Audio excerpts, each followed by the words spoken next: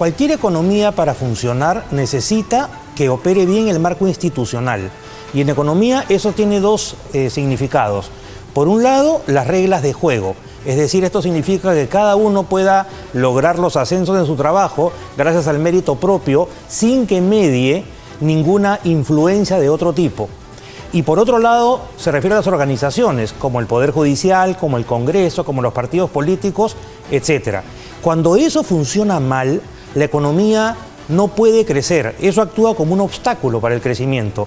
Y si la economía no puede crecer, no es posible ni generar el nivel de crecimiento económico que se necesita y por ende empleos, ni tampoco es posible que la calidad de vida de todos los peruanos aumente, porque los recursos que deberían llegar a la economía o a sectores sociales que están tan excluidos hoy en día, se desvían gracias a estos contactos que ciertos personajes tienen con las altas esferas de poder, y con eso la economía deja de darle bienestar a sus ciudadanos. El costo de lo que está ocurriendo es enormemente grande, no porque la economía no esté creciendo ahora, sino porque está dejando de crecer lo que podría crecer y por ende está dejando de crear los empleos que se podrían crear. Entonces es sumamente grave y sumamente urgente que todo esto de acá, por favor, de una vez termine. ¿Y esos efectos, don Carlos, se van a sentir en lo que queda del año, esta segunda mitad, o todavía tiene un impacto que se pueda sentir el siguiente año? A ver, esa es una buena pregunta. ¿En cuánto tiempo se sienten los impactos? En un inicio, cuando este tipo de cosas comienzan, pareciera que la economía va por un lado y la política por otro. Sin embargo, hay que tener cuidado con esto. La economía está yendo aparentemente por un lado gracias a uno o dos proyectos mineros. Pero el tema es que esto finalmente llega de todas maneras a sentirse en las empresas, porque sobre todo las medianas y pequeñas, que son las que más empleo genera, que saben que para poder lograr algo tienen que tener un contacto en las altas esferas para poder hacerlo.